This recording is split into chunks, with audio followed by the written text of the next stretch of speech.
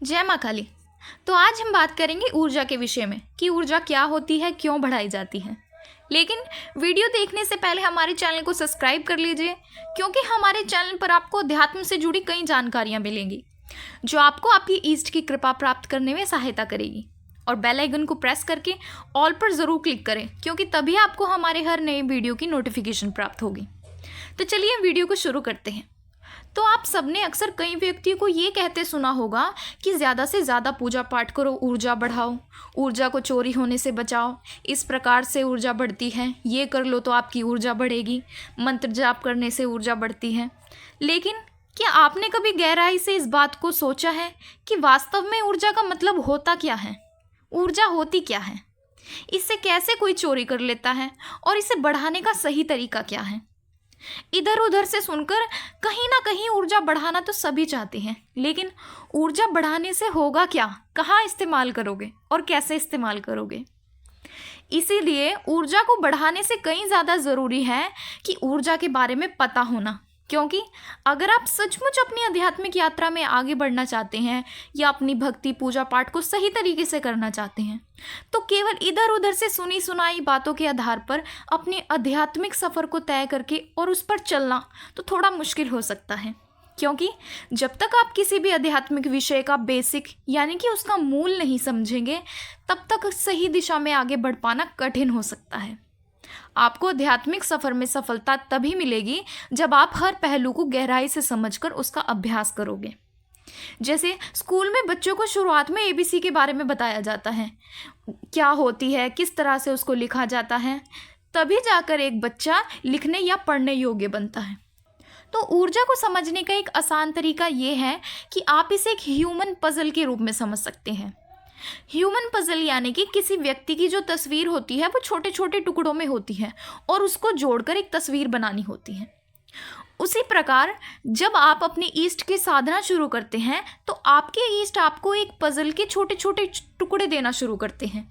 जैसे पहले एक हाथ दिया, फिर आँख दी, फिर नाक, बाजू, इस प्रकार से टुकड़े आपकी साधना पूजा मंत्र जाप के माध्यम से आपको प्राप्त होते रहते हैं।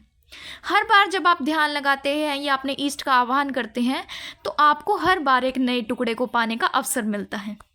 शुरुआत में ये टुकड़े अलग अलग और बिखरे हुए लगते हैं और आपको समझ नहीं आता कि ये किस दिशा में जा रहे हैं या इनका क्या बनेगा। लेकिन जैसे जैसे आप साधना में गहराई तक जाते हैं और नियमित रूप से पूजा पाठ करते हैं तो ये टुकड़े आपस में जुड़ने लगते हैं और हर पूजा और मंत्र जाप इन टुकड़ों को सही जगह पर जोड़ने का काम करता है। जैसे जैसे पजल के टुकड़े आपस में जुड़ते जाते हैं तो धीरे धीरे एक स्पष्ट तस्वीर बनने लगती है, जो आपको साफ साफ दिखाई देता है कि ये एक व्यक्ति की तस्वीर है। और इन्हीं पजल के टुकड़ों को आप एक ऊर्जा के रूप में समझ सकते हैं या आप इनको ऊर्जा भी कह सकते हैं, जो एक साथ ना मिलकर धीरे धीरे आपके अंदर इकट्ठा होने लगती है। और जब आपको सारे पजल्स मिल जाते हैं और फिर एक व्यक्ति का स्वरूप तैयार हो जाता है और वही एक ऊर्जा का आखिरी स्तर होता है, यानी वो ऊर्जा पूर्ण रूप से एक व्यक्ति का रूप ले लेती है। और ये कोई साधारण व्यक्ति नहीं होता, बल्कि आपके ईष्ट की कृपा से बना उनका एक दूत या माँ काली की योगिनियों का स्वरूप होता है। तो ये दूत या योगिनी आपके जीवन में एक शक्ति के रूप में कार्य करते हैं। इसके साथ ही ये ना केवल आपकी रक्षा ही करते हैं, बल्कि आपके लिए वो कार्य भी करते हैं जो आपने अपने ईष्ट से प्रार्थना की थी। यानी आपने जो अपने ईष्ट से जो भी प्रार्थना की थी कि मुझे ये चाहिए या मेरा ये कार्य हो, तो वो जो उनके दूत या माँ काली की योगिनियाँ होती है वो आपके उन कार्यों को करती है। और यही ऊर्जा आपके हर कदम पर आपका मार्गदर्शन करती है और जीवन में आने वाली हर परेशानियों को दूर करती है। तो साधना पूजा पाठ और भक्ति के इस सफ़र में ऊर्जा कभी भी अचानक से नहीं बनती, यानी आपके अंदर कभी भी एकदम से ऊर्जा नहीं आती।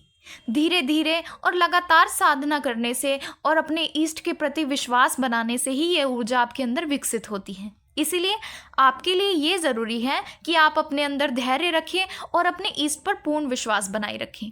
क्योंकि शुरुआत में ऊर्जा के टुकड़े बिखरे हुए लग सकते हैं, लेकिन जब वो आपस में एकत्रित होकर पूर्ण होते हैं तो उनका महत्व और भी कहीं ज़्यादा प्रभावी और अद्भुत होता है।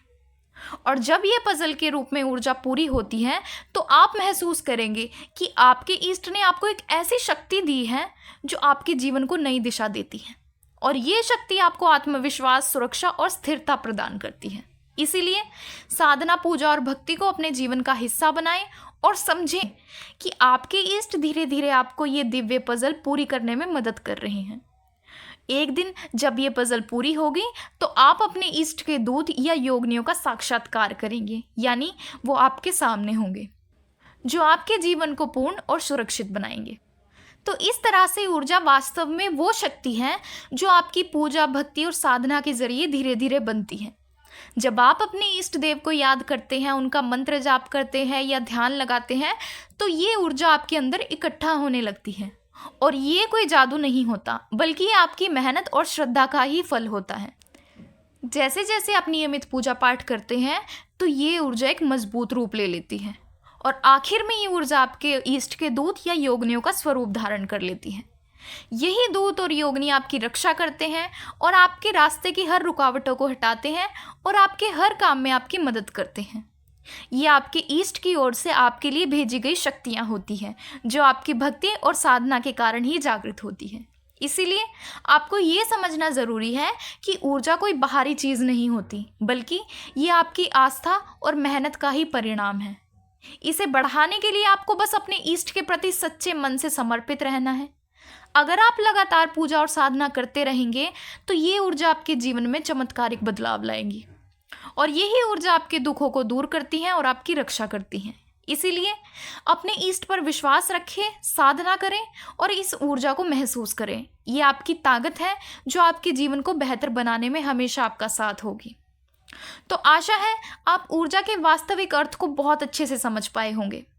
इसके साथ ही इस विषय को और गहराई से समझने के लिए अगले वीडियो में मैं आपको ये बताऊंगी कि ये ऊर्जा सीधे कोई दूत या योगिनी नहीं बनती। ये ऊर्जा बनने की प्रक्रिया कई चरणों यानी कि कई स्टेज से होकर गुजरती है। तो जब आपके पास थोड़ी थोड़ी ऊर्जा इकट्ठी होने लग जाती है तो वो आपके शरीर और आपके मन में बदलाव लाना शुरू कर देती है। आपके भीतर क्या क्या परिवर्तन होते हैं, आप किस प्रकार के अनुभव करते हैं और ये ऊर्जा आपको किन किन चीज़ों का एहसास कराती है, क्योंकि आपके लिए समझना बहुत ज़रूरी है। ये बदलाव आपकी साधना को और भी कहीं ज़्यादा मजबूत बनाते हैं और आपको आगे की यात्रा के लिए तैयार करते हैं। और ये सब उस अंतिम चरण तक पहुंचने से पहले ही होता है। अंतिम चरण यानी जब वो ऊर्जा एक दूत या योगिनियों का रूप लेती है, उससे पहले कई अनुभव होते हैं, बहुत कुछ बदलाव होते हैं जिनको दिव्य दृष्टि, जागृत, कुंडलिनी कहा जाता है। तो अगले वीडियो में हम इन शुरुआती बदलावों और अनुभवों को विस्तार से जानेंगे। ये आपको न केवल ऊर्जा को समझने में ही मदद करेगा, बल्कि ये भी बताएगा कि कैसे आपकी साधना और भक्ति आपके जीवन में धीरे धीरे बदलाव लाती है। तो जुड़े रहें हमारे चैनल के साथ और अगर जानकारी पसंद आए तो वीडियो को लाइक करें और ज़्यादा से ज़्यादा लोगों तक शेयर करें, ताकि अगर वो भी आध्यात्मिक यात्रा में आगे बढ़ना चाहते हैं या उन्होंने अभी नई नई पूजा पाठ शुरू की है तो वो भी ऊर्जा के वास्तविक अर्थ को समझ पाएं। और साथ ही हमारे चैनल को सब्सक्राइब करके नोटिफिकेशन बेल को प्रेस करें और ऑल पर क्लिक करें, ताकि हमारे हर आने वाले वीडियो की नोटिफिकेशन सबसे पहले आप तक पहुँचे। तो चलिए मिलते हैं अगले वीडियो में एक नई जानकारी के साथ। जय मां काली।